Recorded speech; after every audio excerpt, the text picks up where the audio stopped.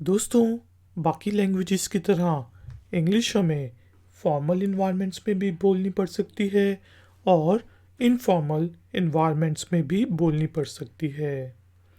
बाकी लैंग्वेजेस की तरह भी इंग्लिश में ऐसे वर्ड्स होते हैं जिनके मीनिंग सेम होते हैं, लेकिन उनमें से कुछ वर्ड्स को हम फॉर्मल इन्वायरमेंट्स में यानी कि ऑफिस, क्लास या फिर मीटिंग्स में यूज़ करते हैं, और कुछ वर्ड्स को बेहतर है कि हम आम बोलचाल में यूज़ करें, जैसे कि स्ट्रीट में, बाज़ार में, घर में, दोस्तों के साथ वगैरह वगैरह। आज के आई फैक्शनर के लर्निंग वीडियो ट्यूटोरियल में हम इंग्लिश के ऐसे ही वर्ड्स को सीखेंगे जिनमें से कुछ तो फॉर्मल हैं, जिनको हम फॉर्मल इन्वायरमेंट में यूज़ करते हैं, और कुछ वर्ड्स जो हैं वो इनफॉर्मल इन्वायरमेंट में यूज़ करते हैं। जो पेयर ऑफ वर्ड्स हम सीखेंगे उनका मीनिंग तो सेम होगा, लेकिन जैसा कि मैं बता चुका हूँ, उनमें से कुछ को आप फॉर्मल इन्वायरमेंट में यूज़ करेंगे और कुछ को इनफॉर्मल इन्वायरमेंट में। तो शुरू करते हैं जी अपना आज का इफेक्शनर का learning video tutorial. Friends, word accelerate और वर्ड स्पीड अप दोनों का मीनिंग होता है रफ्तार को बढ़ाना, लेकिन वर्ड एक्सेलरेट हम ज़्यादातर फॉर्मल इन्वायरमेंट में यूज़ करते हैं। जैसे कि अगर मैं आपका ड्राइविंग इंस्ट्रक्टर हूँ और मैं आपको गाड़ी चलाना सिखा रहा हूँ और मैंने आपको ये कहना है कि अब आहिस्ता आहिस्ता गाड़ी की स्पीड बढ़ाओ, तो मैं कहूँगा यू शुड एक्सेलरेट स्टेडली, यानी कि आपको स्टेप बाय स्टेप गाड़ी की स्पीड बढ़ानी चाहिए। You should accelerate steadily. और अगर मैं आपका दोस्त हूँ, आपके साथ बैठा हूँ, तो मैंने कहना यार गाड़ी की स्पीड बढ़ा दो, तो सिंपली मैं कहूँगा you can speed it up. आप इसको बढ़ा सकते हैं, इसकी स्पीड बढ़ा सकते हैं। You can speed it up. इसी तरह दोस्तों, वर्ड्स एक्सेप्टेबल और ओके दोनों का मीनिंग हो सकता है काबिल कबूल, यानी कि ये चीज़ काबिल कबूल है। या फिर लेट सपोज मैं कार मैकेनिक हूँ और आप मुझे गाड़ी दिखाने लाते हैं कि यार ये गाड़ी मैंने ख़रीदनी है, तो बता दो कि इसकी कंडीशन कैसी है। तो उस सूरत में, क्योंकि मैं एक ऑफिशियल उसमें हूँ, प्रोफेशनल उसमें हूँ, तो मैं आपको कहूँगा the condition of the car is acceptable. गाड़ी की हालत काबिल कबूल है। The condition of the car is acceptable. लेकिन अगर मैं आपका दोस्त हूँ और आप कहते हैं यार ये देखना बाइक कैसी है, तो मैं कहता हूँ हाँ यार the condition of the bike is okay. का बाइक की कंडीशन ठीक है। दोनों में एक्सेप्टेबल और ओके यहाँ पे मीनिंग हमने यूज़ किया काबिल कबूल या ठीक है, लेकिन एक्सेप्टेबल को आमतौर पे हम फॉर्मल इंग्लिश इन्वायरमेंट में यूज़ करते हैं और ओके को इनफॉर्मल इंग्लिश इन्वायरमेंट में मसलन दोस्तों के साथ यूज़ करते हैं। असिस्ट और हेल्प दोनों का मीनिंग होता है मदद, किसी की मदद करना, किसी की मदद लेना। लेकिन असिस्ट का वर्ड हम ऑफिस में यूज़ करेंगे, या फिर लेट सपोज मैं होटल या रेस्टोरेंट में रिसेप्शन पे खड़ा हूँ, आप आते हैं तो मैं आपसे पूछूंगा मैं आपकी मदद कैसे कर सकता हूँ।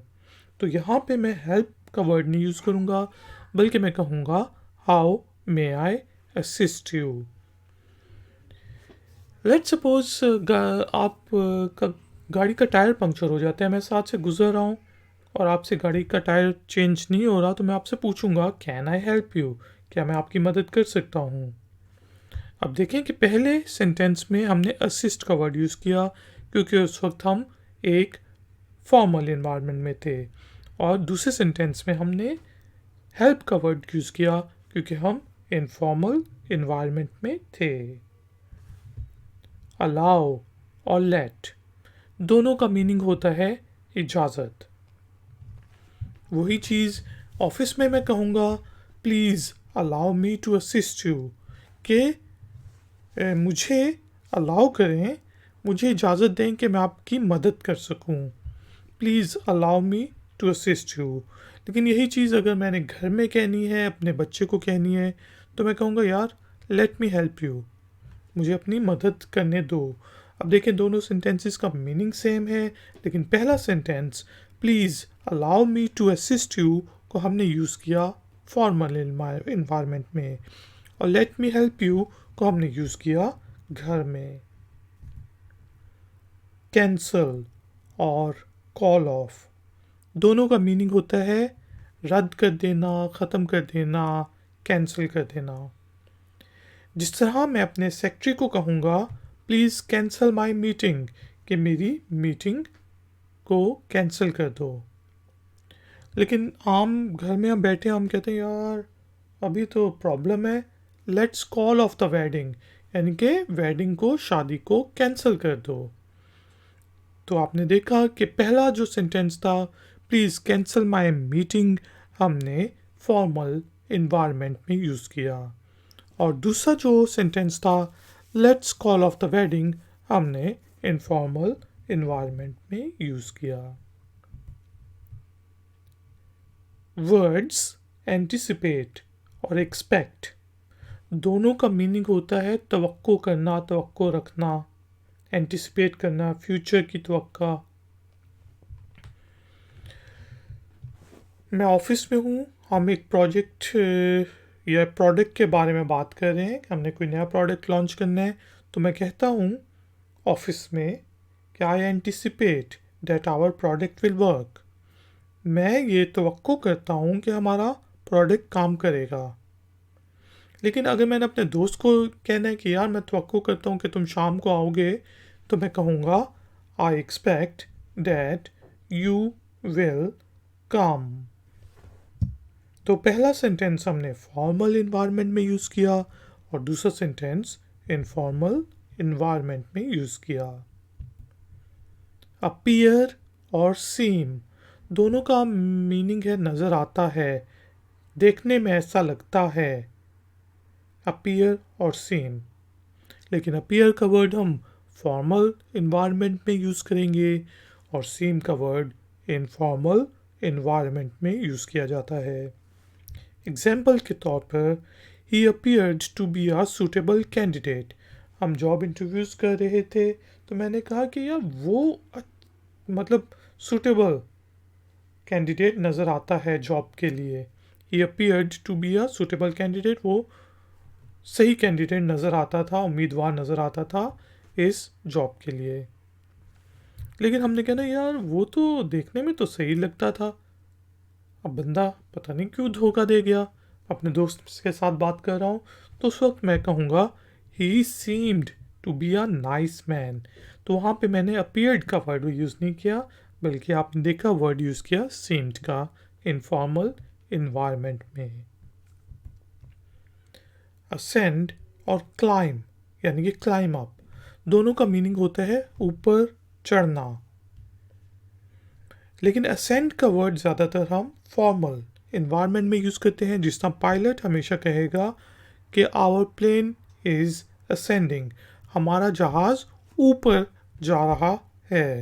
लेकिन मैंने एक लड़के के बारे में स्ट्रीट में बात करनी है, गली में बात करनी है, तो मैं कहूँगा he is climbing up the tree, कि वो दरख्त के ऊपर चढ़ रहा है। तो आपने देखा असेंड और क्लाइंब अप को हमने डिफरेंट डिफरेंट इन्वायरमेंट में यूज़ किया।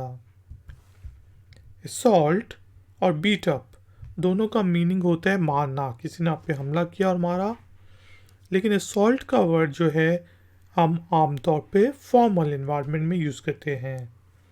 जिस तरह पुलिसमैन आपसे हमेशा पूछेगा हु असॉल्टेड यू, आपके ऊपर किसने हमला करके आपको मारा, आपको किसने मारा, तो वो रिपोर्ट में इस तरह असॉल्ट का वर्ड यूज़ करेगा और पूछेगा हु असॉल्टेड यू।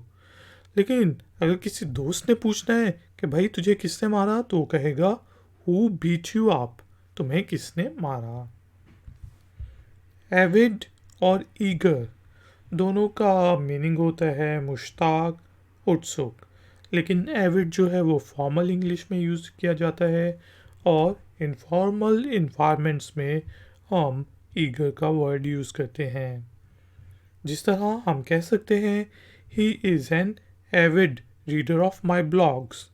अब मैं किसी को इंटरव्यू दे रहा हूँ कि अपने ब्लॉग्स के बारे में, व्लॉग्स के बारे में, तो मैं कहूँगा यार वो जो बंदा है ना, वो मेरे ब्लॉग्स को बहुत शौक से पढ़ता है। तो उस वक्त मैंने वर्ड यूज़ किया एविड का। He is an avid reader of my blogs. लेकिन हमने कहना यार वो हमारा वो वाला जो दोस्त है, दोस्तों में बात हो रही है, वो वहाँ जाने के लिए बड़ा मुश्ताक है, शौक रखता है, तो उस वक्त हम कहेंगे he is eager to go there. Ladies and gentleman, thank you very much for joining me. Video पसंद आई है तो लाइक का बटन ज़रूर प्रेस करें और हो सके तो वीडियो को शेयर करें। अगर आप नए हैं तो मेरे चैनल को सब्सक्राइब करें ताकि आपको नए नए वीडियोस के नए नए नोटिफिकेशंस टाइम पे मिलते रहें। अगर आपका कोई क्वेश्चन है, कोई कमेंट है, तो नीचे दिए गए कमेंट बॉक्स में आप मुझसे पूछ सकते हैं। Thank you very much. मैं हूँ आई फैक्टर, मिलूंगा आपसे एक और नए वीडियो ट्यूटोरियल में। Until then, take care, keep learning, keep enjoying. Good day. Like, share, subscribe. iFactner.